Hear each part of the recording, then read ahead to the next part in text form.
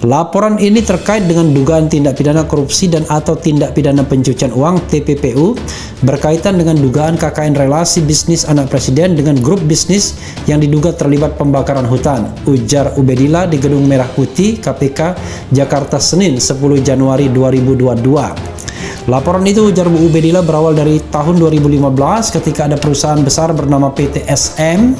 SM kita tahu ya, ini pemain besar di dalam soal konsesi hutan yang sudah menjadi tersangka pembakaran hutan dan dituntut oleh Kementerian Lingkungan Hidup senilai 7,9 triliun. Ya, sejak awal saya kan sudah sampaikan, sejak awal saya tidak pernah meragukan pimpinan KPK yang sekarang, dan sudah saya sampaikan berkali-kali bahwa kinerja KPK itu baik.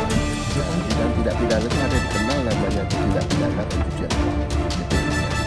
Tidak pidana itu adalah tidak lain tidak bukan adalah melakukan dosen UNJ Ubedillah yang melaporkan putra Presiden Jokowi Kaesang Pangarep ke KPK hanya karena perusahaan Kaesang membeli saham perusahaan lain seharga kurang lebih 90 miliar lebih sedikit lah. Kalau sekarang yang terjadi adalah setiap pejabat, putra-putrinya, anak-anaknya memanfaatkan jalur kekuasaan orang tuanya untuk berbisnis, baik langsung maupun tidak langsung.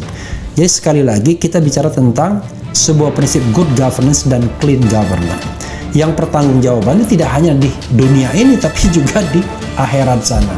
Jadi sebenarnya itu prinsipnya seperti ini filosofinya ya dalam doktrin akademik. Ada satu perusahaan menghasilkan uang banyak, terus uang itu dicuci menjadi uang yang halal lagi kembali kepada si pemilik. Caranya macam-macam itu ya, bisa dari kejahatan korupsi, bisa dari kejahatan kegelapan, dari kejahatan lain yang bisa menghasilkan uang, misalnya dari Buntut laporkan Gibran dan Kaesang ke KPK, aib Ubedillah dibongkar, simpatisan PKS hingga antek Gatot AHY. Ubedillah Badrun menjadi perbincangan publik usai melaporkan kasus dugaan pencucian uang yang melibatkan Gibran Raka Buming Raka dan Kaesang Pangarep. Akibat kini dosen Universitas Negeri Jakarta atau UNJ itu pun banyak dicibir publik di jejaringan media sosial, salah satunya akun jejaringan media sosial Twitter @paltweets. Dalam cetannya, akun Paltweets membongkar jejak digital Ubedillah Badrun di mana menurutnya dosen UNJ sekaligus pengamat politik tersebut merupakan simpatisan Partai Keadilan Sejahtera atau PKS. 5 bukti Ubedillah Badrun pelaporan Kaesang Gibran ternyata simpatisan PKS. Dosen UNJ yang konon juga kerap tampil sebagai pengamat politik.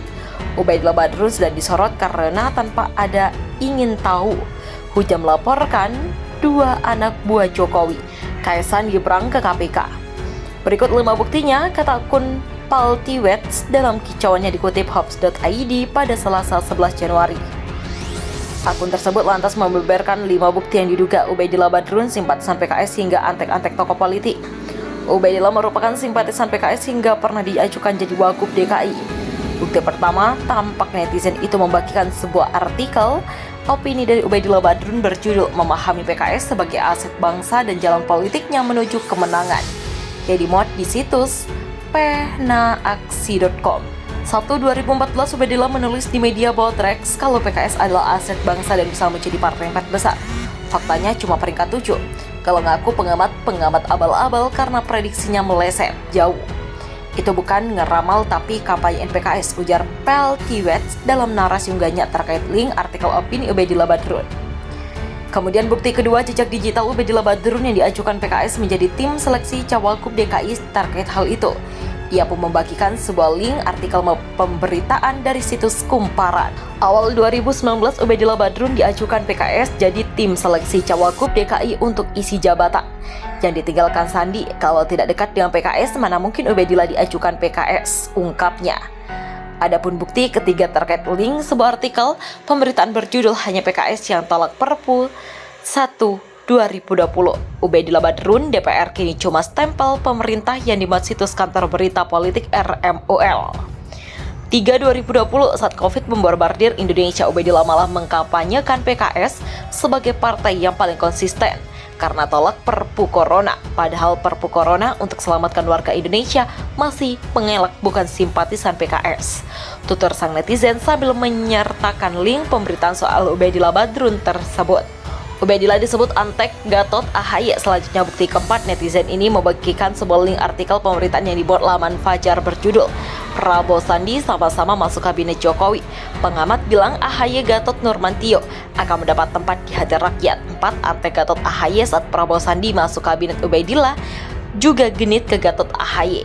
Sebut akan dapat tempat di hati rakyat. Ubaidillah memang selalu cari cara untuk bertindak sebagai pembenci pemerintah, penolak harmonisan bernegara.